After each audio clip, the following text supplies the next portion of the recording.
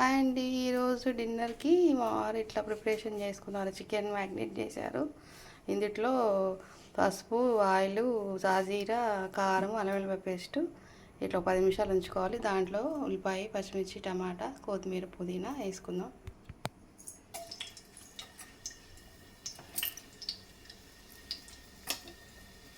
ఒక లవంగాయ, ఒక బిర్యానీ ఆకు, ఒక దాల్చిన చెక్క, ఒక యాలక్కాయ, ఒక లవంగాయ, కొంచెం జీలకర్ర, సాజీరా,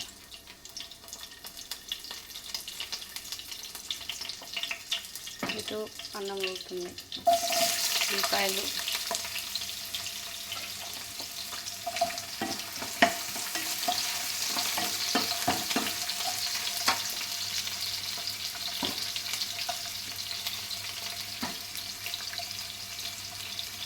పచ్చిమిర్చి, పుదీనా, టమాటాలు తర్వాత వేసుకుందాం. కొంచెం మగ్గినాక ఉల్లిపాయలు. ఇందులోకి పసుపు వేసుకున్న అవసరం లేదండి, ఎందుకంటే కర్రీలో మ్యారినేట్ చేసుకుంటున్నాం కాబట్టి. కొంచెం మగ్గిన తర్వాత చికెన్ వేసుకుందాం. ఉల్లిపాయలు మగ్గుతున్నాయండి మంచిగా. దీంట్లో చికెన్ వేసుకుందాం.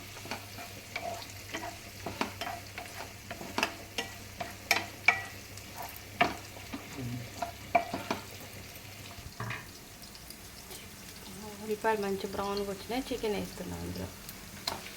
ఎంత చికెన్ అండి? 300 grams. 300 grams only. నేను తినను కాబట్టి. వాళ్ళ కోడలు ఆయన తింటారు.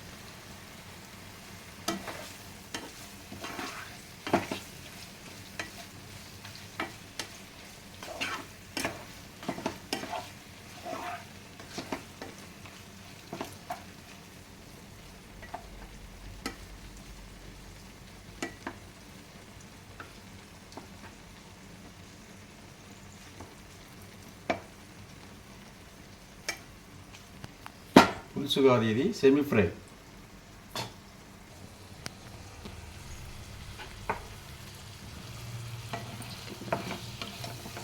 చికెన్ మంచిగా ఫ్రై అవుతుంది.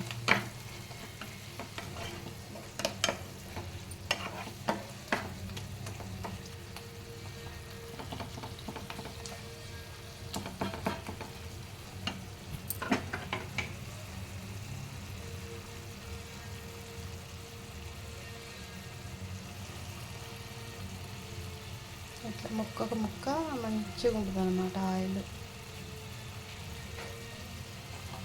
ఇట్లా పెట్టుకుందాం. చికెన్లో ఒక్క టమాటా వేసామండి టేస్ట్ కోసం, బాగుంటుంది. గ్రేవీ కోసం వేసారంట వారు. అందులో ఇంకా మిక్సీ బట్టి పేస్ట్ వేసుకుంటే కూడా బాగుంటుంది. కూర మొత్తం ఇట్లా దగ్గరకు వచ్చింది మంచిగా టమాటా వేస్తే.